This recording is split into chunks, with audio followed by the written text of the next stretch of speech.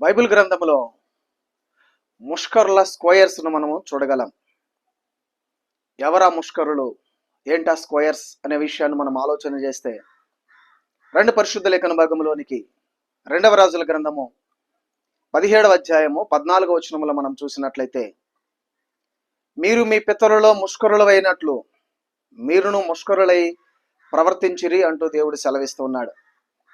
అంటే అషూరు రాజు అయినటువంటి సల్మనేసెరు అనేటువంటి రాజు ఇశ్రాయేలు ప్రజలను, యూదా ప్రజలను తన రాజ్యానికి బానిసలుగా కొనిపోయాడు.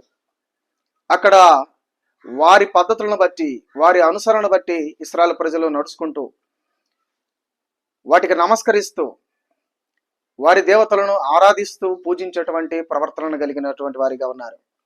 దేవుడు అందుకే దీర్ఘదర్శులను, దేవుని సేవకులను అనేక సార్లు ఇశ్రాయేలు ప్రజల దగ్గరికి, యూదా ప్రజల దగ్గరికి పంపించినను వారు ఏమాత్రము విననలని వారిగా ఉన్నారు.